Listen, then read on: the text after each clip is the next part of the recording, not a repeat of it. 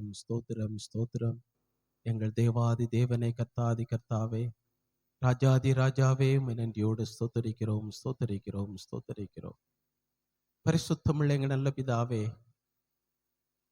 இந்த அருமையான ஆசீர்வதிக்கப்பட்டதான உம்முடைய பரிசுத்த ஆராதனை வேலைக்காக உம்மை நன்றியோடு ஸ்தோத்தரிக்கிறோம் துதிக்கிறோம்.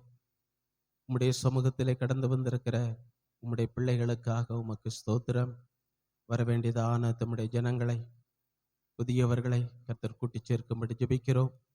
எங்கள் தேவாதி தேவன் வந்து முன்னின்று உம்முடைய பரிசுத்த ஆராதனையின் ஒவ்வொரு பகுதிகளையும் நீர் ஆசீர்வாதமாக நடத்தி தாரும்.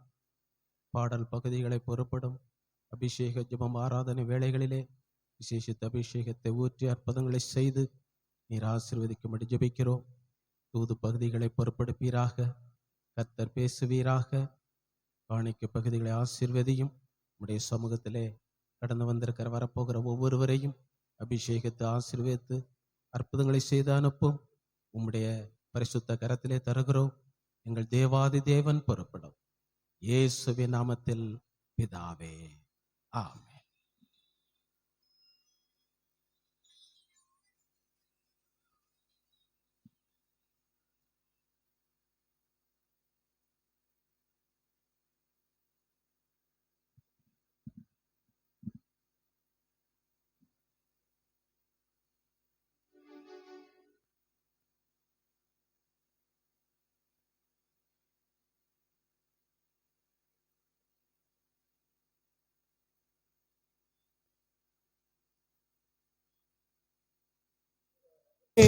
தேவ வாசஸ்தலம் என்றும் இன்பமானதே. மகிமை தேவன் கிறிஸ்து இயேசு பிரசன்னம் இங்கே. மகிமை மகிமையே என் மனம் பாடுதே.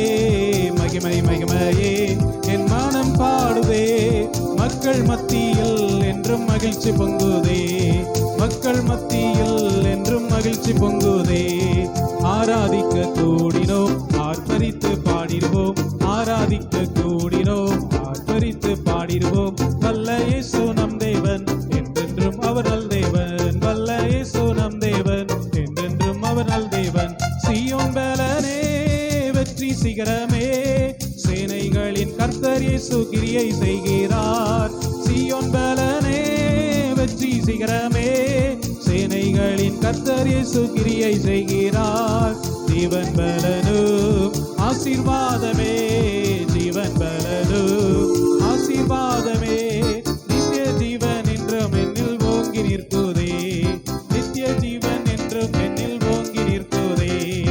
ஆராதிக்க கூடினோம், ஆர்ப்பரித்து பாடிடுவோம். ஆராதிக்க கூடினோம், ஆர்ப்பரித்து பாடிடுவோம். வல்ல இயேசு நம் தேவன், என்றென்றும் அவர் நல் தேவன்.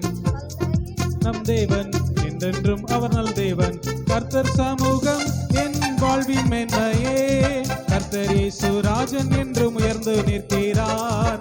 கர்த்தர் சமூகம் என் வாழ்வின் மேன்மையே. கர்த்தர் இயேசு ராஜன் என்றும் உயர்ந்து நிற்கிறார். அல்லேலூயா என் ஆவி பாடுதே. அல்லேலூயா என் ஆவி பாடுதே.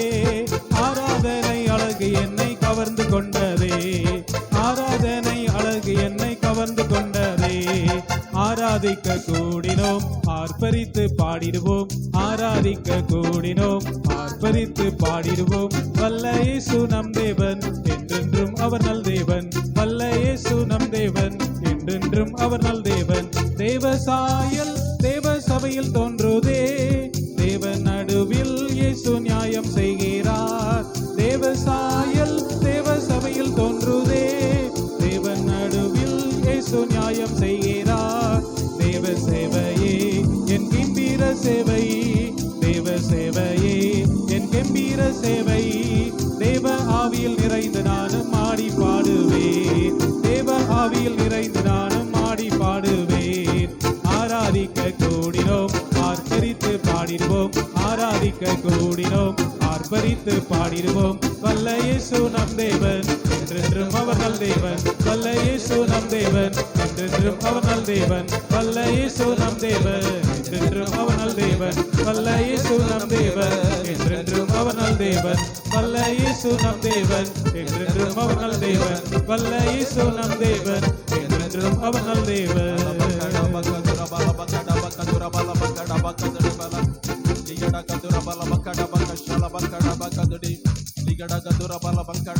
durabala bakada bakadudi bili bigadi ligadaga shalabankada bakadurabala bakada bakadudi ligadaga durabala bakada bakashalabankada bakadudi bili bigadi. ஹalleluya ஹalleluya. நன்றியோடு உம்மை ஸ்தோத்திரிக்கிறோம் ஸ்தோத்திரிக்கிறோம் ஆண்டவரே. மகிமையின் தேவனே உமக்கு ஸ்தோத்திரம் ஸ்தோத்திரம் ஸ்தோத்திரம். லிகடக துரபல பக்கட பக்க ஷலபக்கட பக்கதுடி. ஹalleluya ஹalleluya. நன்றியோடு உம்மை ஸ்தோத்திரிக்கிறோம் ஸ்தோத்திரிக்கிறோம் ஸ்தோத்திரிக்கிறோம். ஹalleluya ஹalleluya. தேவன் தமது வல்லமையினால் சமுத்திர கொந்தளிப்பை அமரப்பண்ணி தமது ஞானத்தினால் அதன் மூர்க்கத்தை அடக்குகிறார் என்று வேதம் சொல்லுகிறது. தேவனுடைய பிள்ளையே, உனக்கு விரோதமாக எழும்புகிற, உன் குடும்பத்துக்கு விரோதமாய் எழும்புகிறதான கொந்தளிப்புகளை கண்டு, பிரச்சனைகளை கண்டு, போராட்டங்களை கண்டு, மூர்க்கங்களை கண்டு தேவ பிள்ளையே, நீ சோர்ந்து போக வேண்டிய அவசியமில்லை. கர்த்தருடைய ஆவியானவர் நமக்கு இருக்கிறார். அவர் உனக்கு விரோதமாய் எழும்புகிற எல்லா கொந்தளிப்புகளையும் எல்லா மூர்க்கங்களையும் அமரப்பண்ணி அடக்குகிற தேவன். அப்படிப்பட்ட அபிஷேகத்தை நம்மேல் ஊற்றுகிற தேவன் நமக்கு இருக்கிறபடினாலே விசுவாசத்தோடு நாம் கரங்களை தட்டி கர்த்தரை மேன்மைப்படுத்துவோம். லிபிகாடா பக்க ஷலபங்காடா பக்க துடிபி லிபிகதுடி லிகடக துரபல பக்கடா பக்க துரபல பக்கடா பக்க துடி லிகடக ஷலபங்காடா பக்க துடி. அல்லேலூயா அல்லேலூயா. நன்றியோடு உம்மை ஸ்தோத்திரிக்கிறோம் ஸ்தோத்திரிக்கிறோம் ஸ்தோத்திரிக்கிறோம்.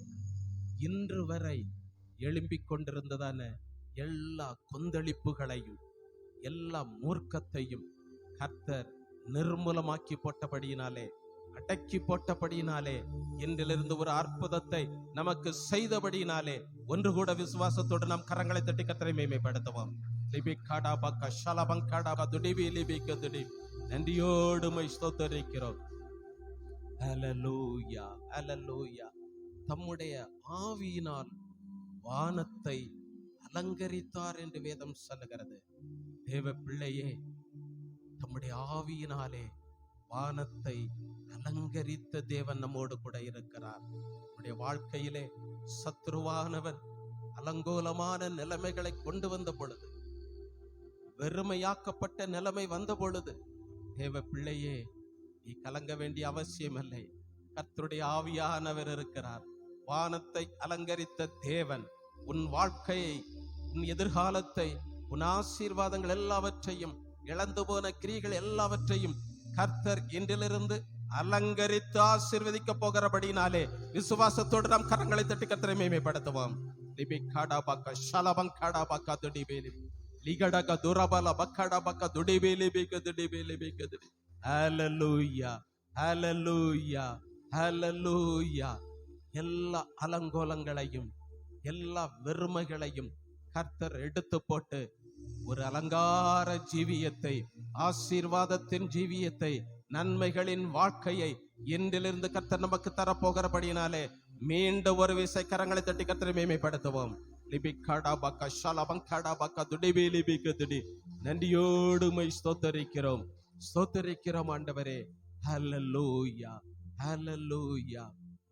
அவர் என்னை சோதித்த பின் நான் பொன்னாக விளங்குவேன் என்று பக்தன் யோபு சொல்லுகிறான்.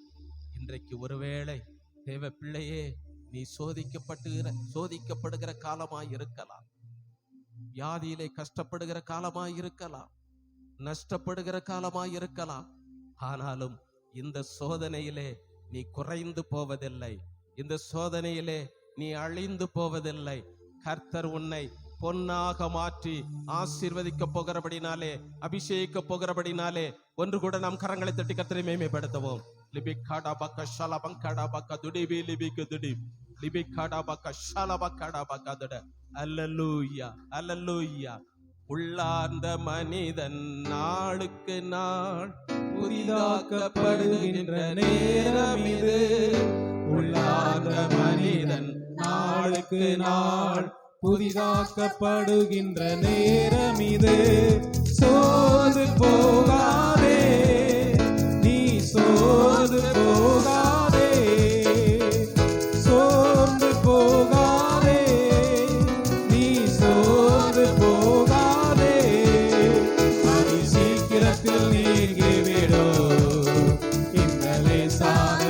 உபத்திரவம் அதி சீக்கிரத்தில் நீங்கிவிடும். இந்த லேசான உபத்திரவம் ஈடு இணையில்லா மகிமை இதனால் நமக்கு வந்திடுமே. ஈடு இணையில்லா மகிமை இதனால் நமக்கு வந்திடுமே. சோர்ந்து போகாதே, நீ சோர்ந்து போகாதே, சோர்ந்து போகாதே, நீ சோர்ந்து போகாதே. அதி சீக்கிரத்தில் நீங்கிவிடும் இந்த லேசான உபத்திரவம் அதி சீக்கிரத்தில் நீங்கிவிடும் இந்த லேசான உபத்திரவம். கிறிஸ்துவின் பொருட்டு நெருக்கப்பட்டால் பாக்கியம் நமக்கு பாக்கியமே. கிறிஸ்துவின் பொருட்டு நெருக்கப்பட்டால் பாக்கியம் நமக்கு பாக்கியமே. சோர்ந்து போகாதே, நீ சோர்ந்து போகாதே, சோர்ந்து போகாதே, நீ சோர்ந்து போகாதே. அதி சீக்கிரத்தில் நீங்கிவிடும் இந்த லேசான உபத்திரவம் அதி சீக்கிரத்தில் நீங்கிவிடும் இந்த லேசான உபத்திரவம். மன்னவரேசு வருகையிலே மகிழ்ந்து நாமும் களி கூறுவோம். மன்னவரேசு வருகையிலே மகிழ்ந்து நாமும் களி கூறுவோம். சோர்ந்து போகாதே, நீ சோர்ந்து போகாதே, சோர்ந்து போகாதே, நீ சோர்ந்து போகாதே, சோர்ந்து போகாதே, நீ சோர்ந்து போகாதே, சோர்ந்து போகாதே, நீ சோர்ந்து போகாதே, சோர்ந்து போகாதே, நீ சோர்ந்து போகாதே, சோகாதே, நீ சோர்ந்து போகாதே. அதி சீக்கிரத்தில் நீங்கிவிடும் இந்த லேசான உபத்திரவம் அதி சீக்கிரத்தில் நீங்கிவிடும் இந்த லேசான உபத்திரவம் அதி சீக்கிரத்தில் நீங்கிவிடும் இந்த லேசான உபத்திரவம்.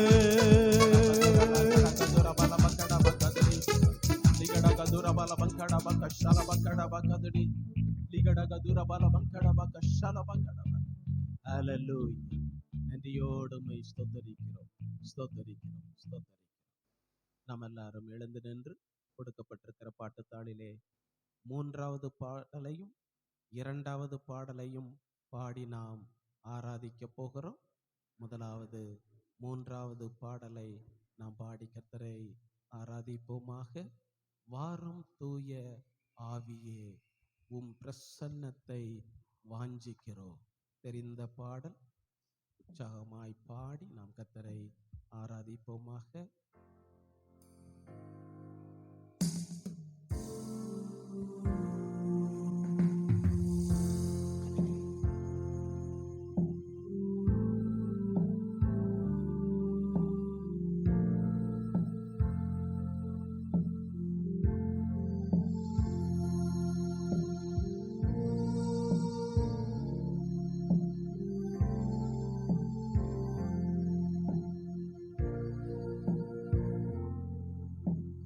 வாரும் தூய ஆவியே, உம் பிரசன்னத்தை வாஞ்சிக்கிறோம். உம் வல்லமையால் எம்மை நீரைத்து நீராளுகை செய்யும்.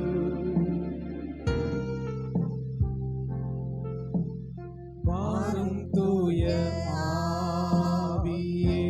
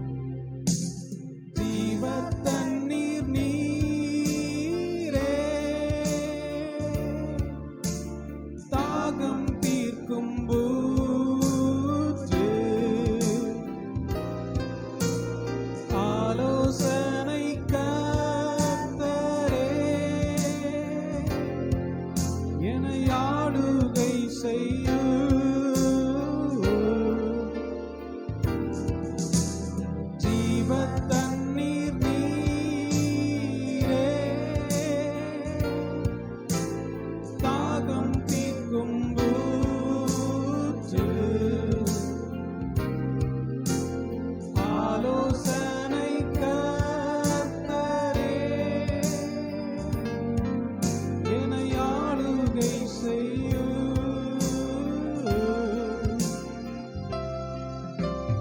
வாரும் தூய ஆவியே, உம் பிரசன்னத்தை வாஞ்சிக்கிறோ. உம் வல்லமையால் எம்மை நிறைத்து நீராளுகை செய்யும்.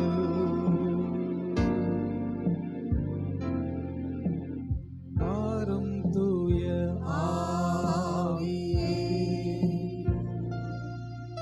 உம் பிரசன்னத்தை வாஞ்சிக்கிறோ.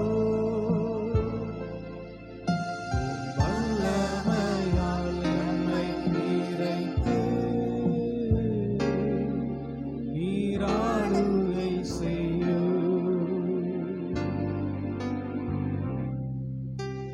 அக்கினியும் நீரே, பெருங்காற்றும் நீரே, பெருமழை போலவே உம் ஆவியை ஊற்று.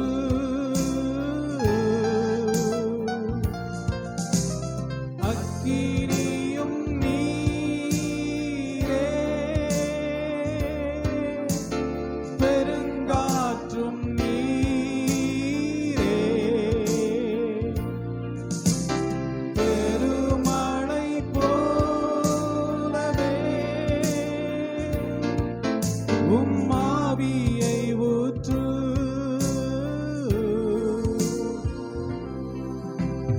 வாரும் தூய ஆவியே, உம் வசனத்தை வாஞ்சிக்கிறோ. உம் வல்லமையால் எம்மை நிறைத்து நீராளுகை செய்யும். இறங்கி வரும் தேவ மகிமையே,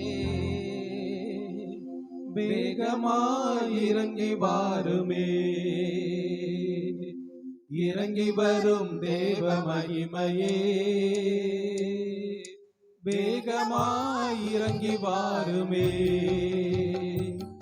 அல்லேலூயா அல்லேலூயா அல்லேலூயா அல்லேலூயா அல்லேலூயா அல்லேலூயா அல்லேலூயா அல்லேலூயா அல்லேலூயா அல்லேலூயா அல்லேலூயா அல்லேலூயா. இறங்கி வரும் தேவ மகிமையே, வேகமாய் இறங்கி வாருமே. இறங்கி வரும் தேவ மகிமையே, வேகமாய் இறங்கி வாருமே. தாவீதின் மேல் இறங்கி வந்ததே, ராஜாவாக அபிஷேகித்ததே. தாவீதின் மேல் இறங்கி வந்ததே, ராஜாவாக அபிஷேகித்ததே. கோலியாத்தை ஜெயிக்க வைத்ததே, தலை நிமிர்ந்து நிற்க வைத்ததே. கோலியாத்தை ஜெயிக்க வைத்ததே,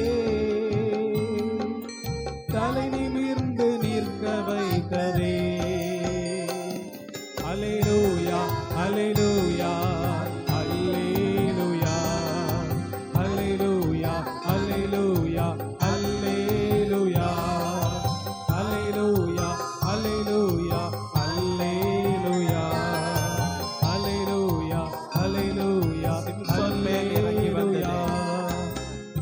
சிம்சோன் மேலே இறங்கி வந்ததே, சிங்கத்தையும் கிழித்து போட்டதே. சிம்சோன் மேலே இறங்கி வந்ததே,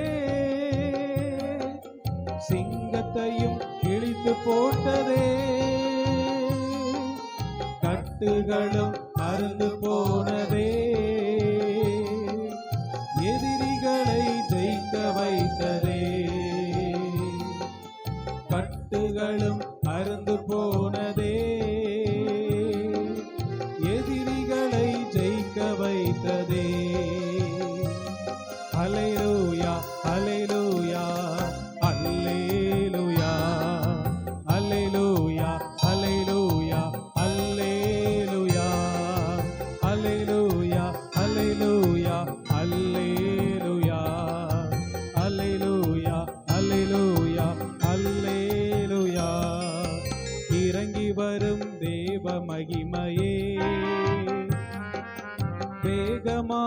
இறங்கி வாருமே.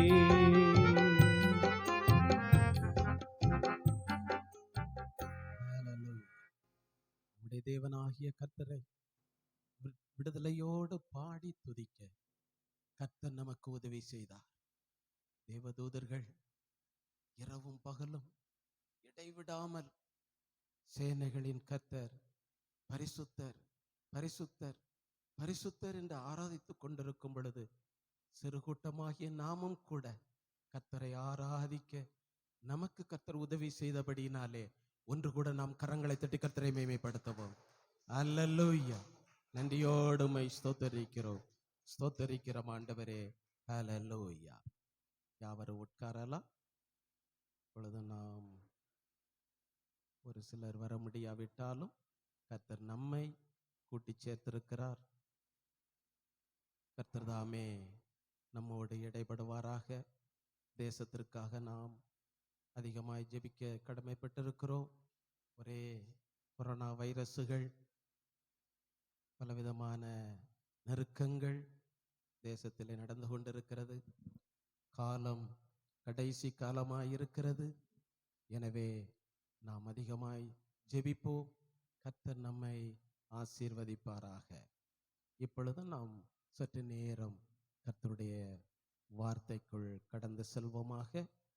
வாசிக்கலாம். அப்போஸ்தலர் நடபடிகள்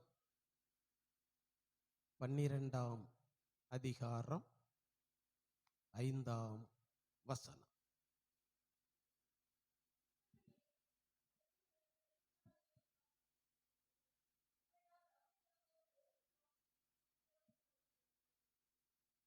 இருந்த வண்ணமாக தலைகளை கவிழ்ந்து ஜெபிப்போம். நல்ல பிதாவே, உம்மை நன்றியோடு ஸ்தோத்தரிக்கிறோம், துதிக்கிறோம். இம்மட்டுமாக நாங்கள் உம்முடைய சமூகத்திலே பாடி துதித்து உம்மை மகிமைப்படுத்தி உயர்த்தினோம் கர்த்தாவே. இப்பொழுதும் உம்முடைய கிருபையுள்ள வார்த்தைகளை கேட்கும்படியாக உம்முடைய சமூகத்திலே காத்திருக்கிறோம். கர்த்தருடைய ஆவியானவர் ஒருவரே எங்களோடு பேசுவீராக. சிறியவர்களாகிய நாங்கள் கேட்கிறோம். இயேசுவின் நாமத்தில் பிதாவே, ஆமென். மீண்டும் வாசிக்கலாம். அப்படியே பேதுரு சிறைச்சாலையிலே காக்கப்பட்டிருக்கையில்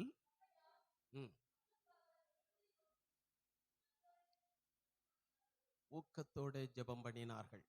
இன்றைக்கு நாம் பேதுருவுக்கு கிடைத்த ஒரு விடுதலையை குறித்து நாம் சுருக்கமாக சிந்திக்க. அப்போஸ்தலருடைய கால சபையிலே நிறைய நெருக்கங்கள் அந்நாட்களிலே இருந்து கொண்டிருந்தது. ஆனால் சபை எப்படிப்பட்ட சபை? ஊக்கத்தோடு ஜெபிக்கிற சபை. ஆனால் அந்த ஊக்கத்தோடு ஜெபித்துக் கொண்டிருக்கிற சபைகளுக்குத்தான் நிறைய நெருக்கங்களும் வந்து கொண்டிருந்தது. அந்த நாட்டிலே ஏரோது ராஜா சபையை துன்பப்படுத்தினார், அநேகர்களை துன்பப்படுத்தினார். யோவானுடைய சகோதரன் யாக்கோபை கொலை செய்தார். யூதர்களுக்கு அது பிரியமாய் இருந்தது என்று தெரிந்து பேதுருவையும் கொலை செய்ய அவன் விரும்பினார். யூதர்களை பிரியப்படுத்துவதற்காக அப்போஸ்தலர்களை அழிக்க விரும்புகிறான். எனவேதான் அவன் என்ன காரியம் செய்கிறான்? அப்போஸ்தலர் 12:4 வசனத்தை நீங்கள் வாசியுங்கள்.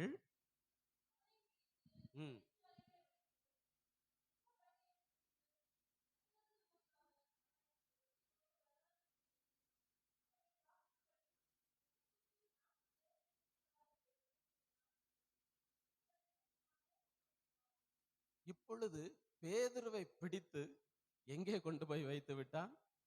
சிறைச்சாலையிலே கொண்டு போய் வைத்து விட்டான். சாத்தானுடைய தந்திரம் இது. சபை வளரக்கூடாது, ஜனங்கள் ரட்சிக்கப்படக்கூடாது, ஊழியம் நடைபெறக்கூடாது, முடக்கி போட வேண்டும் என்பதற்காகவே சாத்தான் ஏரோது ராஜா மூலமாக இப்பொழுது கிரியை செய்கிறான். பேதுருவை சிறைச்சாலையில் அடைத்து முடக்கி போட்டு விட்டான். சாத்தானுடைய திட்டம் நிறைவேறுகிறது போல் தெரிகிறது. பாருங்கள், இந்த நேரத்திலே தேவனும் அமைதியாய் இருப்பது போல் தெரிகிறது. பேதுருவை பிடித்து சிறையில் அடைக்க ஆண்டவர் அனுமதிக்கிறது போல் இருக்கிறது. ஆக இப்பொழுது முடக்கப்பட்ட நிலைமையிலே சபை காணப்படுகிறது. பேதுரு காணப்படுகிறார். சபை மக்கள் புலம்பிக் கொண்டிருக்கிறார்கள். ஆக முடக்கப்பட்ட ஒரு நிலைமையை சத்துரு கொண்டு வந்து விட்டான். தேவனும் அதை அனுமதித்து அமைதியாக இருக்கிறார். இதுல நமக்கு இருக்கிற சத்தியம் என்ன தெரியுமா? சில நேரங்களிலே நன்றாக ஜெபிப்பீர்கள், நன்றாக கர்த்தருக்கு பிரியமாய் வாழுவீர்கள், நன்றாக ஆராதிப்பீர்கள். ஆனாலும் சில நேரங்களிலே உங்கள் வாழ்க்கை முடக்கப்படுவது போல் இருக்கலாம். உங்களுடைய ஆசீர்வாதங்கள் முடக்கப்படுவது போல் இருக்கலாம். சிறைச்சாலையிலே அடைக்கப்பட்ட ஒரு நிலைமையை போல இருக்கலாம். நிம்மதி இல்லாமல், சந்தோஷம் இல்லாமல், சமாதானம் இல்லாமல், ஒரு நல்ல ஆரோக்கியம் இல்லாமல், வேதனையான ஒரு முடக்கப்பட்ட நிலைமையிலே இருப்பது போல் இருக்கலாம். தேவன் இப்படி விட்டு விட்டாரே என்னை, தேவன் இப்படி எனக்கு அனுமதித்து விட்டாரே, என் வாழ்க்கை இப்படி ஆகிவிட்டதே என்றெல்லாம் நினைக்க தோன்றும்படி சூழ்நிலை ஒருவேளை உருவாகலாம். தேவ பிள்ளையே, பேதுரு சிறைச்சாலையில் அடைக்கப்பட்டது உண்மைதான். தேவனும் மௌனமாய் இருந்தது உண்மைதான். ஆனால் பேதுரு சிறைச்சாலையிலே அவன் மரித்து போகவில்லை. ஏற்ற நேரம் வந்தவுடனே ஆண்டவர் பேதுருவுக்கு விடுதலையை கொடுத்து அற்புதத்தை செய்தது போல, இன்றைக்கும் முடக்கப்பட்டிருக்கிற தேவ பிள்ளையே, வேதனைப்பட்டு கொண்டிருக்கிற தேவ பிள்ளையே, கண்ணீர் விட்டு கொண்டிருக்கிற தேவனுடைய பிள்ளையே, நீ அதிலே உன் வாழ்க்கை முடிவடைய போகிறதில்லை. அதிலே நீ அழிந்து போகிறதில்லை. பேதுருவுக்கு விடுதலையை கொடுத்து அற்புதத்தை செய்த தேவன் உனக்கும் விடுதலையை தந்து அற்புதத்தை செய்தே தீருவார். கரங்களை தட்டி கர்த்தரை மகிமைப்படுத்துவோம். அல்லேலூயா, அல்லேலூயா. இப்போ ஆண்டவர் அடுத்து காரியத்தை செய்ய விரும்புகிறார். வாசிங்கள் 7ஆம் வசனம், அப்போஸ்தலர் 12:7.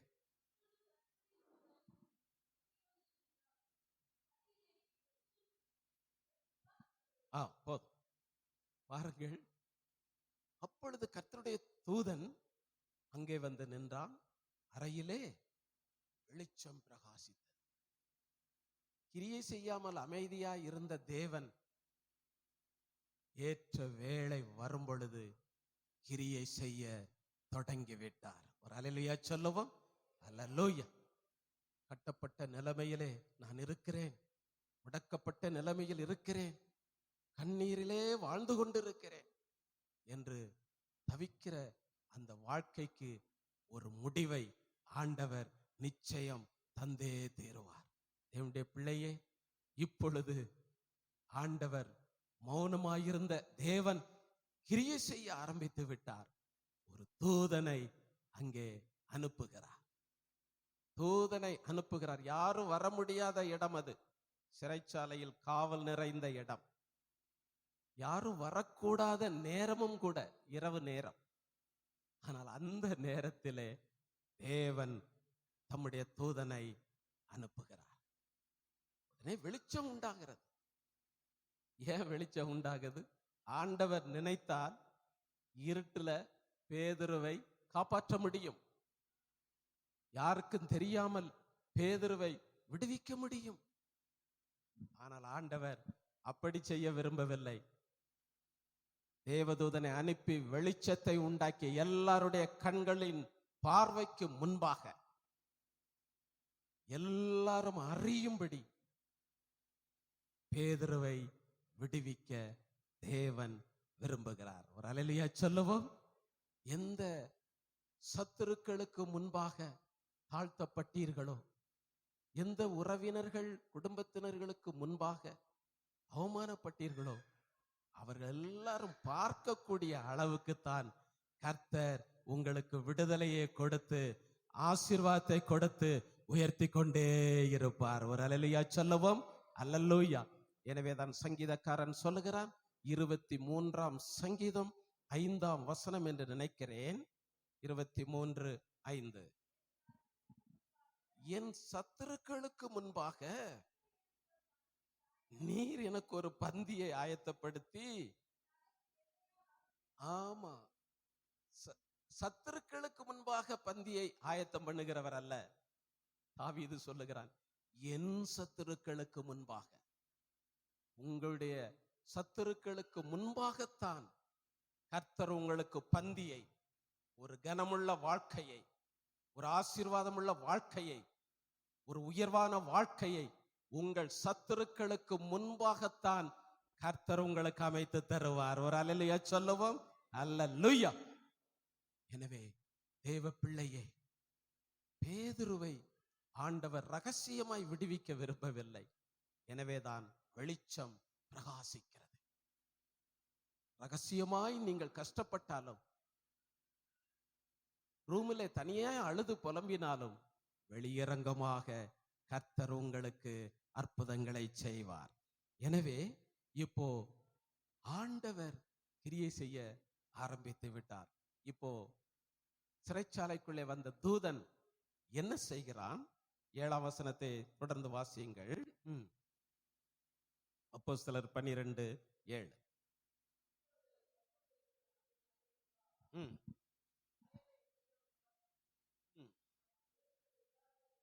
அவன் பேதுருவை விலாவிலே தட்டி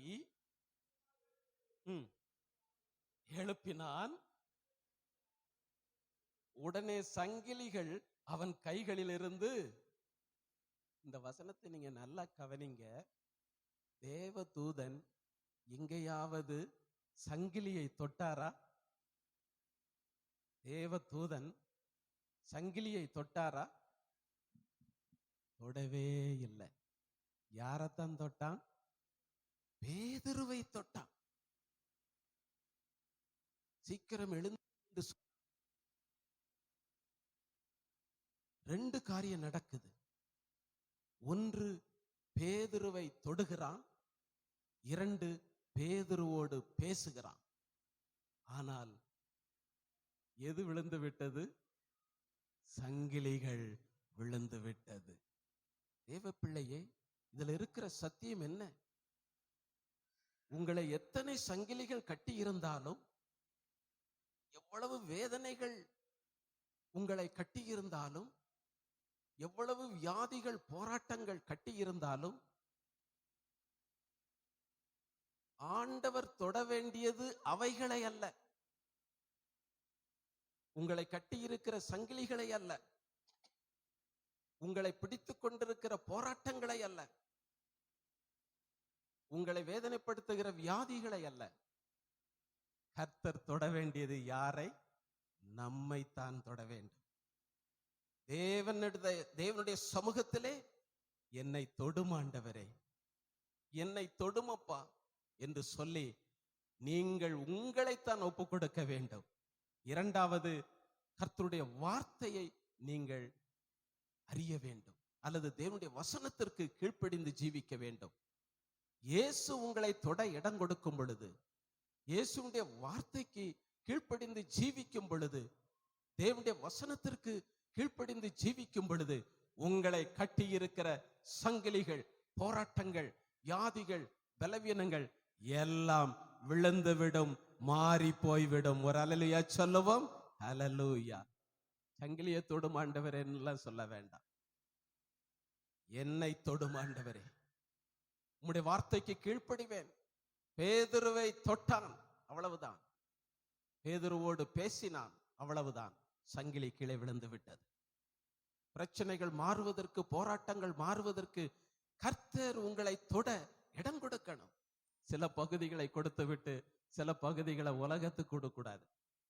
சில அவயவங்களை ஆண்டவர் கொடுக்கிறது, சில அவயவங்களை பாவத்துக்கு கொடுக்கிறது. ஒருபோதும் சங்கிலிகள் விழுகிறதில்லை. எனவே தேவ பிள்ளையே, முழுமையாக என்னை தொடும் ஆண்டவரே. உம்முடைய வார்த்தைக்கு நான் கீழ்ப்படிந்து ஜீவிப்பேன் ஆண்டவரே. உம்முடைய வசனத்திற்கு கீழ்ப்படிந்து ஜீவிப்பேன் ஆண்டவரே என்று சொல்லி ஒப்புக்கொடுங்கள். இன்றைக்கு இந்த நிமிடமே எல்லா சங்கிலிகளும் விழுந்து போகும்படி அற்புதங்களை கர்த்தர் செய்கிறார். விசுவாசத்தோடு கரங்களை தட்டி கர்த்தரை மேன்மைப்படுத்துவோம். அல்லேலூயா, அல்லேலூயா. எனவேதான் ஏசாயா தீர்க்கதரிசியினுடைய காரியத்தை ஒன்று நீங்கள் வாசியுங்கள். 6ஆம் அதிகாரம் 5 வாசியுங்கள். ஏசாயா 6ஆம் அதிகாரம் 5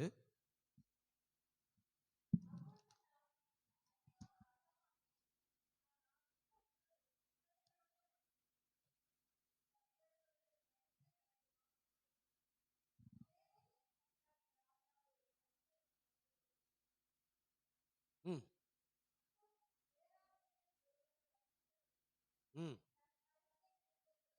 ம் ம் ம் வாயை தொட்டு ம் ம் ம் போதும். இந்த சம்பவம், இந்த தரிசனம் நமக்கு ஒரு சத்தியத்தை கொடுக்கிறது. சேராபீன்கள், தூதர்கள் கூட்டத்திலே சேராபீன்கள் என்று சொல்லி ஒரு கூட்டத்தினர் இருக்கிறார்கள். இந்த சேராபீன்களுக்கு 6 சட்டைகள் உண்டு. 2 சட்டைகளினால் முகத்தை மூடிக்கொள்வார்கள், 2 சட்டைகளினால் தங்கள் கால்களை மூடிக்கொள்வார்கள், 2 சட்டைகளினால் பறந்து பறந்து சேனைகளின் கர்த்தர் பரிசுத்தர் பரிசுத்தர் பரிசுத்தர் என்று துதித்துக் கொண்டே இருப்பார்கள். தேவன் சிங்காசனத்திலே வீற்றிருக்கிறார். இந்த தரிசனத்தை கண்ட ஏசாயா அலறிவிட்டான். ஐயோ, அதமானேன், நான் அசுத்த உதடுகளுள்ள மனுஷன் என்று ஏசாயா அப்படியே புலம்ப ஆரம்பித்து விட்டான். அப்பொழுதுதான் ஒரு தூதன் புறப்பட்டு வந்து ஒரு குறட்டினாலே அவனுடைய வாயையும் அவனுடைய உதட்டையும் தொடுகிறான். அவ்வளவுதான். வாயை தொடுகிறான், உதட்டை தொடுகிறான். என்ன நீங்குகிறது? அக்கிரமம் நீங்கி உன் பாவம் நிவிர்த்தியானது. இதுலயும் நம்ம கவனிக்க வேண்டியது என்ன தெரியுமா? சாத்தான் பலவிதமான பாவ விதைகளை உங்கள் வாழ்க்கையில விதைப்பான், அக்கிரமங்களுக்குள்ளே தள்ளுவான். ஆனால் அவைகள் நீங்கி போவதற்கு நாம் நம்மை தொட இடம் கொடுக்கணும். பாவத்திலிருந்து விடுதலையாக, அக்கிரமங்கள் மன்னிக்கப்பட, பரிசுத்தமாய் மாறுவதற்கு பாவத்தை ஆண்டவர் தொடமாட்டார், அக்கிரமத்தை தொடமாட்டார்.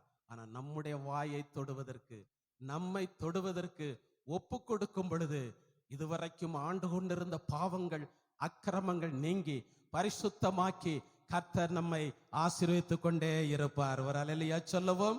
அல்லேலூயா. எனவேதான் நம்மை தொடுவதற்கு ஆண்டவரிடத்திலே நம்மை, வாழ்க்கையை அர்ப்பணிக்க வேண்டும். என்னை தொடுங்கப்பா, என்னை தொடுங்க, உம்முடைய வசனத்திற்கு கீழ்ப்படிவேன், உம்முடைய வார்த்தைக்கு கீழ்ப்படிந்து வாழுவேன் என்று நம்மை அர்ப்பணிக்க அர்ப்பணிக்க பாவங்கள் நீங்குகிறது, அக்கிரமங்கள் நீங்குகிறது, சங்கிலிகள் விழுகிறது, கர்த்தர் விடுதலையை தந்து விடுகிறார். ஒரு அல்லேலூயா சொல்லுவோம். அல்லேலூயா. அடுத்து தூதன் செய்கிற காரியம் என்ன? அப்போஸ்தலர் 12ஆம் அதிகாரம் 8ஆம் வசனத்தை நீங்கள் வாசிக்கலாம். அடுத்து தூதன் சொல்லுகிற காரியம், உன்னுடைய அறையை நீ என்ன செய்யணும்? நல்லா கட்டிக்க அப்படின்னு சொல்ற. அதனுடைய விளக்கம் என்ன? நமக்கு தெரிந்ததுதான். எபேசியர் 6ஆம் அதிகாரம் 14ஆம் வசனத்தை நீங்கள் வாசிக்கலாம். எபேசியர் 6:14.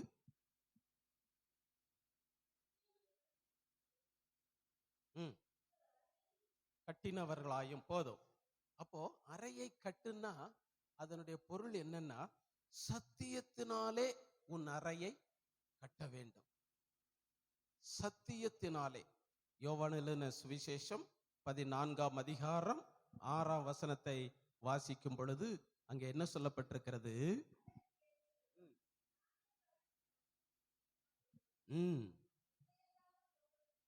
ஆமா. அப்ப சத்தியம் என்பது ஆண்டவரையும் குறிக்கிறது, ஆண்டவருடைய வசனத்தையும் குறிக்கிறது.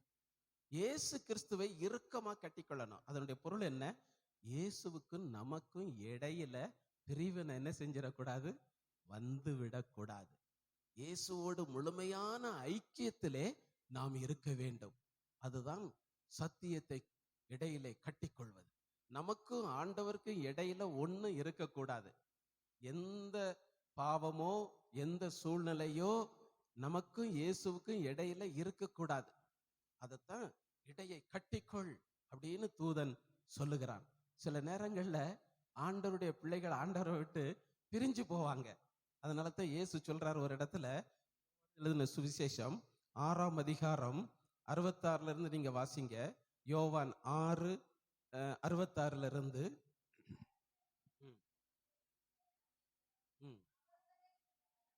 பாருங்க, அவருடைய சீசர்களில் அநேகர் அவருடனே கூட நடவாமல் பின்வாங்கி போனார்கள். இது வேற ஆட்கள் கிடையாது, அவருடைய சீசர்கள் தான். ஆனாலும் இயேசுவை விட்டு என்ன செய்யறாங்களா? பின்வாங்கி போறாங்க. இடையில கட்டிய நல்ல கெட்டியா கட்டாம இப்ப கேப் உண்டாகுது.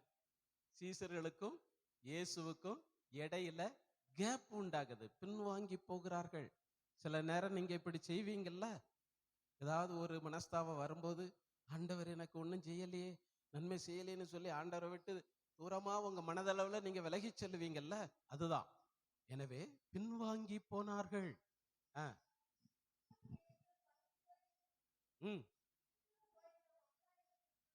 ஆமா, நீங்களும் போக போறீங்களாப்பா? என்னை விட்டு தூரத்துல போக போறீங்களா அப்படின்னு கேட்கிறாரு.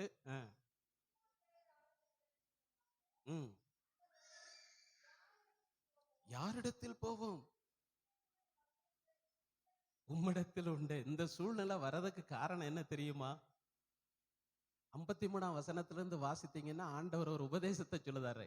என் மாம்சத்தை புசிக்கணும், என் ரத்தத்தை பானம் பண்ணணும், அதுதான் நித்திய ஜீவன் அப்படிங்கிற உபதேசத்தை சொன்ன உடனே தான் எல்லாருக்கும் கொஞ்சம் கலக்கம் வந்துருச்சு. கடினமான உபதேசத்தை கேட்ட உடனே பின்வாங்க தொடங்கிட்டாங்க. சில நேரங்களிலே ஆண்டவர் நம்மை கடினமான பாதையில நடத்துவார். நமக்கு முடியாத விரும்பாத சூழ்நிலையில நம்மளை போக வச்சிருவார். நமக்கு பிடிக்காத சூழ்நிலையில நம்மை வாழ வைத்து விடுவார். இதுதான் அந்த கடினமான உபதேசத்திற்கு அடையாளம். அந்த நேரத்திலும் நாம் சத்தியத்தை இடையிலே கெட்டியாய் கட்டிக்கொள்ள வேண்டும். இயேசுவை விட்டு பின்னால போகக்கூடாது. சீசர்கள் பின்னால போனாங்களே, அது போல போகக்கூடாது. அவரை கட்டியாய் பிடிக்கணும். நீங்க அடிச்சாலும் நீங்க தான்ப்பா, அரவணைச்சாலும் நீங்க தான், நான் உம்மை விட்டு போக மாட்டேன் என்று சொல்லி கட்டியாய் ஆண்டவரை பிடித்து கொள்ள வேண்டியது அவசியமாய் இருக்கிறது. எனவேதான் உன் இடையை நீ கட்டிக்கொள். உனக்கு எனக்கு இடைவெளி இருக்கக்கூடாது. மீண்டும் என்னோடு இணைந்து விடு என்று ஆண்டவர் நம்மோடு பேசுகிறார். கடினமான சூழ்நிலை தான், நீங்க விரும்பாத சூழ்நிலை. அப்படிப்பட்ட நேரத்திலும் உறுதியாய் பிடித்துக் கொள்ள வேண்டியது அவசியமாய் இருக்கிறது. அடுத்து என்ன சொல்லுகிறது? 8ஆம் வசனத்திலே, அப்போஸ்தலர் 12:8, உன் பாதரட்சைகளை நீ என்ன செய்? தொடுத்துக்கொள். கலட்டி போட்டுட்டல்ல. பாதரட்சைகள் என்பது சுவிசேஷம் சொல்லுவதை காட்டுகிறது. நம்ம ஒருவேளை ஒவ்வொருத்தருக்கும் சுவிசேஷம் சொல்லாவிட்டாலும் ஆண்டவரை குறித்து நம்ம சந்திக்கிறவங்களுக்காக ஜெபம் பண்ணணும். ஆண்டவரே, இந்த ஜனங்களை நீ ரட்சிக்கணும். ஆண்டவரே, என்னுடைய நண்பர் அவரை ரட்சிக்கணும் அப்படின்னு அவங்களுக்காக ஜெபமாவது பண்ணணும். முதல் கட்டம் அதுதான் சுவிசேஷத்திற்கு ஆரம்பம். எனவே ஆத்துமாக்களுக்காக ஜெபம் பண்ண வேண்டும். அதெல்லாம் நிறுத்திடக்கூடாது. நமக்காக மட்டும் நம்ம ஜெபம் பண்ணி கொண்டிருக்க கூடாது. நம்ம சந்திச்ச ஆத்துமாக்கள், பேசினவங்க ரட்சிக்கப்படுறதுக்காக நம்ம என்ன செய்யணும்? ஜெபம் பண்ணணும். முடிஞ்சா நம்ம நேரில் சந்திக்கும் போது இயேசுவை குறித்து சொல்லணும். இதுதான் பாதரட்சைகளை மீண்டும் தொடுத்து கொள்றது. இதெல்லாம் நீங்க செஞ்சிருப்பீங்க, ஆனா ஒருவேளை இப்ப அதை விட்டிருப்பீங்க. ஆத்துமாக்களுக்காக ஜெபிக்கிறத விட்டிருப்பீங்க. அதை மீண்டும் தொடுத்து கொள்ளுங்கள். அந்த பாதரட்சையை சுவிசேஷத்திற்காக, ஆத்துமா ரட்சிப்புக்காக ஜெபிக்கிறதை மீண்டும் நீங்கள் தொடங்குங்கள். அப்படி சரி செய்ய வேண்டிய காரியங்களை நீங்கள் என்ன செய்ய வேண்டும்? சரி செய்து கொள்ள வேண்டும். பாதரட்சைகளை தொடுக்க வேண்டும். பிறகு என்ன செய்யணும்? உன் வஸ்திரங்களை போர்த்து கொண்டு என் பின்னே வா. 8ஆம் வசனம் அதான சொல்லுது. பாதரட்சைகளை தொடுத்துக்கொள். பிறகு ம் ம் ம் உன் வஸ்திரத்தை போர்த்தி கொண்டு. ஆமா, என்ன இழந்து போன வஸ்திரம் இப்ப கீழே கிடக்குது. துதியின் வஸ்திரம், பரிசுத்த வஸ்திரம், ஸ்தோத்திரம், ஜெபம், ஆராதனை எல்லாம் கீழே கிடக்குது. அதெல்லாம் நீ திரும்ப எடுத்து போர்த்து கொள்ளப்பா. சரி செய்ய வேண்டிய காரியங்களை சரி செய்ய வேண்டும். நாம் என்னென்ன காரியங்களை சரி செய்ய வேண்டுமோ அதை சரி செய்ய வேண்டும். எல்லாம் சரி செய்த பிறகு, எல்லாம் புதுப்பிக்கப்பட்ட பிறகு இன்னும் ஒண்ணே ஒண்ணு செய்யணும். பேதுரு நம்ம என்ன செய்யணும்? எல்லாம் பாதரட்சை தொடுத்தாச்சு, இடைய கட்டியாச்சு, போர்வை எடுத்து அல்லது வஸ்திரத்தை எடுத்து மேல போட்டாச்சு. இனி நீ கிடுகிடுன்னு போயிடக்கூடாது. இனி பேதுரு என்ன செய்ய வேண்டும்? எனக்கு என் பின்னே வா. அதான் முக்கியம். ஆண்டவருக்கு பின்னால நம்ம போகணும். ஒருபோதும் முந்திரக்கூடாது. எல்லாம் சரி செஞ்சாச்சுன்னு சொல்லி நம்ம பாட்டுக்கு போயிடக்கூடாது. இயேசுவுக்கு பின்னால், இயேசுனுடைய ஆலோசனையின்படி நாம் ஜீவிக்க நம்மை அர்ப்பணிக்க வேண்டும். அப்படி இவன் தூதனுக்கு பின்னால இப்ப பேதுரு போய் கொண்டிருக்கிறான். அப்ப அங்க என்ன நடக்கிறது? 10ஆம் வசனத்தை வாசியுங்கள். ம் ம் ம் ம் இப்ப பாருங்க, கடைசி கதவு, இருப்பு கதவு, அங்க வராங்க. அங்க வந்த உடனே இந்த இருப்பு கதவு என்ன செய்கிறதாம்? தானாய் திறக்குது. இந்த இருப்பு கதவுக்கு பேதுருவை தெரியுமா? தெரியாது. ஆனா யார தெரியும்? கர்த்தருடைய தூதனை தெரியும். பேதுருவை பார்த்து அது திறக்கல, கர்த்தருடைய தூதனை பார்த்து அது திறக்கிறது. அப்போ நீங்க ஆண்டவருக்கு பின்னால போனீங்கன்னா எந்த கதவும் உங்களுக்கு வழிவிடும். நீங்க மட்டும் முன்னால போக கூடாது, கர்த்தர் உங்களுக்கு முன்னால போகணும். அது மட்டுமல்ல, இப்போ பேதுருடைய சரீரத்துல கட்டி இருந்த அந்த சங்கிலி இருக்கே, அதை விட இந்த கதவு பெருசா சின்னதா அப்படின்னா இந்த கதவு தான் என்னது? பெரியது. சங்கிலி அதை விட, கதவை விட சின்னதுதான். ஆனா அந்த சங்கிலி கூட பேதுருவை தொட்ட நேரத்துல தான் கீழே விழுந்தது, சின்ன சங்கிலி. ஆனா பெரிய கதவு தொடாமலே தானாகவே என்ன செய்து விட்டது? திறந்து விட்டது. தேவனுடைய பிள்ளையே, ஆண்டவருக்கு பின்னால நீங்க போகும் பொழுது, இயேசுவுக்கு முக்கியத்துவம் கொடுக்கும் பொழுது, இயேசு சொல்படி ஜீவிக்கும் பொழுது, இதுவரைக்கும் அடைக்கப்பட்டிருந்த எல்லா இருப்பு கதவுகளும், எல்லா தடைகளும் தானாக இன்றிலிருந்து விலகி உங்களுக்கு வழி கொடுக்கும். நீங்கள் முன்னால் போய்கொண்டிருப்பீர்கள். ஒரு அல்லேலூயா சொல்லுவோம். அல்லேலூயா. இன்றைக்கு கர்த்தர் எல்லா தடைகளையும் வழிவிடு என்று சொல்லி நமக்கு வழிவிடச் செய்து நம்மை முன்னோக்கி நடந்து போக அற்புதங்களை செய்கிறவராக நம்மோடு இடைப்பட்டு கொண்டிருக்கிறார். ஆக தேவ பிள்ளைகள் விளங்கிக் கொள்ள வேண்டியது, என்றைக்கும் சிறைச்சாலையில் நீங்கள் இருப்பதில்லை. என்றைக்கும் சங்கிலிகள் உங்களை கட்டி வைப்பதில்லை. என்றைக்கும் பெரிய இருப்பு கதவு தடையாய் இருப்பதில்லை. கர்த்தர் ஏற்ற நேரத்திலே பேதுருவுக்கு விடுதலை கொடுத்தது போல இன்றிலிருந்து நம் ஒவ்வொருவருக்கும் விடுதலையை கொடுத்து ஆண்டவர் நடத்த போகிறபடினாலே கரங்களை தட்டி கர்த்தரை மகிமைப்படுத்துவோம். அல்லேலூயா. அடுத்து இவ்வளவு தூரம் நடந்தாச்சு. இப்ப என்ன நடக்குது? 10ஆம் வசனத்தை வாசியுங்கள். ம் ம் ம் ம் ம் ம் போதும். இப்ப யார் போயாச்சு? தூதன் பேதுருவை விட்டு போய்விட்டான். உங்களுக்கு உதவி செய்ய யாரையாவது கர்த்தர் அனுப்புவார். தேவதூதனாக கூட இருக்கலாம். ஆனால் தேவன் கட்டளையிட்ட வேலைகளை மட்டும் செய்துவிட்டு அவர்கள் போய்விடுவார்கள். ஏன் தேவதூதன் அதற்கு மேல அங்க நிக்க கூடாதா? சிலர் தேவதூதனை வணங்க ஆரம்பிச்சிருவாங்க, ஆராதிக்க ஆரம்பிச்சிருவாங்க. எனவே தேவதூதன் மேல் உங்கள் நம்பிக்கை வைத்து விடக்கூடாது. தேவதூதனை நீங்கள் ஆராதித்து விடக்கூடாது. தேவதூதனை அனுப்பின இயேசு கிறிஸ்துவை மட்டுமே ஆராதிக்க வேண்டும். ஒரு அல்லேலூயா சொல்லுவோம். அல்லேலூயா. உதவிகள் எவ்வளவோ பேர் செய்வாங்க. ஆனாலும் உங்களுக்கு ஒரு எண்ணம் இருக்கணும், இந்த உதவியை செய்ய வைத்தது என் இயேசு என்று கர்த்தருக்கு மட்டும் மகிமையை கொடுக்கணும். ஒரு அல்லேலூயா சொல்லுவோம். அல்லேலூயா. எனவே எத்தனையோ பேர் உங்களுக்கு உதவி செய்வாங்க. அவங்க தான் செய்யறாங்கன்னு நீங்க நினைப்பீங்க. உண்மையிலே உங்களுக்காக இயேசு அவர்களோடு பேசி உங்களுக்கு உதவியை செய்ய வைப்பார். ஒரு அல்லேலூயா சொல்லுவோம். அல்லேலூயா. எனவே உதவி செய்கிற தூதன் எப்பொழுதும் உங்களோடு இருக்க மாட்டான். அவன் போய்விடுவான். நம்மோடு கூட எப்பொழுதும் இருக்கிறது யார்? வாசியுங்கள். மத்தேயு எழுதின சுவிசேஷம் கடைசி அதிகாரம் கடைசி வசனம். மத்தேயு 28:20. ம் ம்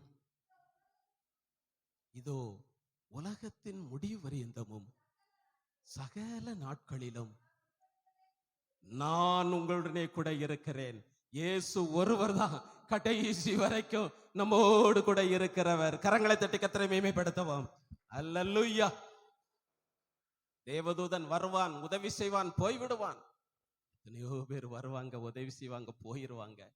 ஆனால் நம்மோடு கூட கடைசி வரைக்கும் நம்மோடு கூட இருக்கிறது இயேசு மட்டுமே. ஒரு அல்லேலூயா சொல்லுவோம். அல்லேலூயா. எனவே தேவனுடைய பிள்ளையே, பேதுரு விடுதலையை பெற்றது போல இன்றைக்கு கர்த்தர் நம் ஒவ்வொருவருக்கும் விடுதலையை கொடுக்கிறார்.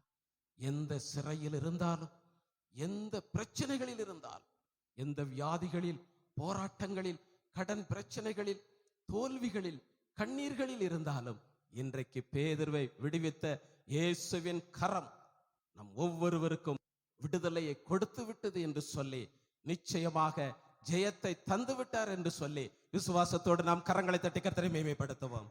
அல்லேலூயா. அல்லேலூயா. நிச்சயமாகவே பேதுருவை சிறைச்சாலையிலிருந்து விடுவித்து ஜெயத்தை கொடுத்த தேவன் இன்று நம் ஒவ்வொருவருக்கும் விடுதலையையும் ஜெயத்தையும் கொடுத்து விட்டார் என்று விசுவாசியுங்கள். கர்த்தரை தொடர்ந்து மகிமைப்படுத்துங்கள். கர்த்தர் ஆசீர்வதிப்பாராக. நாம் எல்லாரும் எழுந்து நிற்போம். இப்பொழுது ஒரு பாடலை பாடும் பொழுது உடைய அன்பின் காணிக்கைகளை செலுத்தி கர்த்தரை மகிமைப்படுத்துகிற நேரம். இயேசு நீங்க இருக்கையிலே நாங்க சோர்ந்து போவதில்லை. ஹல்லேலூயா. ஸ்தோத்திரம். இயேசு நீங்க இருக்கையில நாங்க சோர்ந்து போவதில்லை.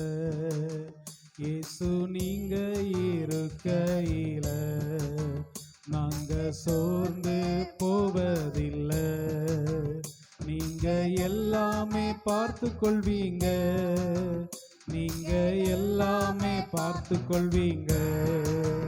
நீங்க எல்லாமே பார்த்து கொள்வீங்க. நீங்க எல்லாமே பார்த்து கொள்வீங்க.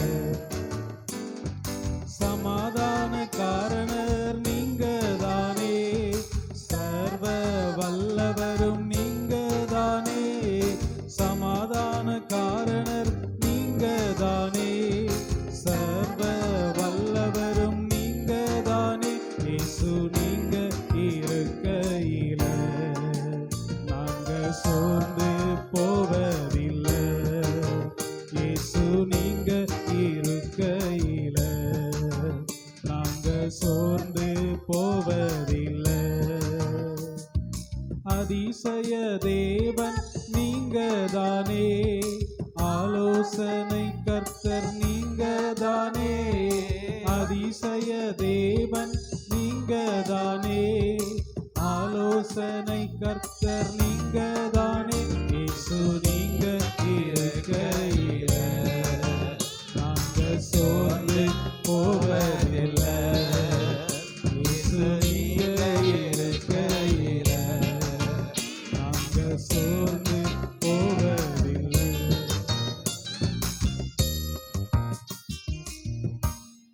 நல்ல பிதாவே, உம்மை நன்றியோடு ஸ்தோத்தரிக்கிறோம், துதிக்கிறோம். உம்முடைய பிள்ளைகள் உம்முடைய சமூகத்திலே செலுத்தின அன்பின் காணிக்கைகளை ஆசீர்வதியும். இதற்கு வேண்டிய பிரதிபலனையும் ஆசீர்வாதத்தையும் உம்முடைய பிள்ளைகளுக்கு நூறத்தனையாய் கொடுக்கும்படி ஜெபிக்கிறோம்.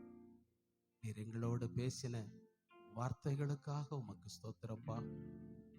பேதுருவை முடக்கி போட வேண்டும், சிறைச்சாலையில் அடைத்து விட வேண்டும் என்று சத்துருவானவன் ஏரோது ராஜா மூலமாக கிரியை செய்தாலும், பரலோக ராஜாவாகிய நீர் ஏற்ற வேளையிலே உம்முடைய தூதனை அனுப்பி அற்புதமான விடுதலையை கொடுத்து அவனுடைய வேலையை செய்யும்படி அவனை பலப்படுத்தி மீண்டும் நீர் எடுத்து பயன்படுத்தி ஆசீர்வதித்தீரே.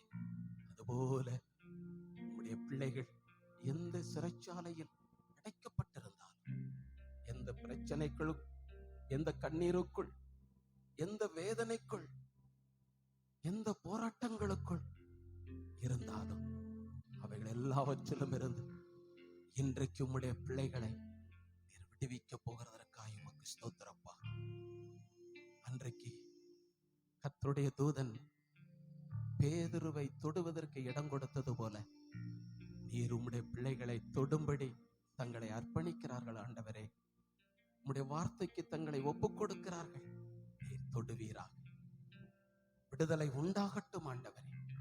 எல்லா சங்கிலிகளும் பிரச்சனைகளும் இன்றைக்கு வீழ்ந்து போகட்டும். விழுந்து போனதற்காய் ஸ்தோத்திரம். கடைசி கதவாகிய இருப்பு கதவும் கூட, கடைசி தடையும் கூட இன்றைக்கு விலகி போனதற்காய் ஸ்தோத்திரம். உம்முடைய பிள்ளைகள் வெளியே வந்து ஆசீர்வாதத்தோடு, சந்தோஷத்தோடு, சமாதானத்தோடு வாழும்படி நீர் விடுதலையையும் ஜெயத்தையும் கொடுத்தபடியினால் உமக்கு ஸ்தோத்திரம். தொடர்ந்து உம்முடைய அற்புதத்தின் கரம் உம்முடைய பிள்ளைகளுக்கு அற்புதங்களை செய்து கொண்டிருக்கட்டும். புதிய விடுதலை, புதிய அபிஷேகத்தை கொடுத்து உம்முடைய நன்மைகளினால் நிரப்புவீராக. தடைப்பட்ட ஒவ்வொருவரை நினைக்கிறோம், ஆங்காங்கே சந்தியும். தொடர்ந்து உம்முடைய பரிசுத்த நாமம் மகிமைப்படட்டும். ஆசீர்வதி இயேசுவின் நாமத்தில் பிதாவே. என் ஆத்துமாவே கர்த்தரை ஸ்தோத்தரி, என் முழு உள்ளமே அவருடைய நாமத்தை ஸ்தோத்தரி. என் ஆத்துமாவே கர்த்தரை ஸ்தோத்தரி, அவர் செய்த சகல உபகாரங்களையும் மறவாதே. நம்முடைய கர்த்தராகிய இயேசு கிறிஸ்துவினுடைய கிருபையும், பிதாவாகிய தேவனுடைய அன்பும், பரிசுத்த ஆவியினுடைய அந்யோன்ய ஐக்கியமும், சந்தோஷமும், சமாதானம் நம் அனைவரோடும் கூட என்றென்றைக்கும் இருப்பதாக. ஆமென். அல்லேலூயா, அல்லேலூயா, அல்லேலூயா. எல்லாருக்கும் ஸ்தோத்திரம். கர்த்தர் உங்களை ஆசீர்வதிப்பாராக.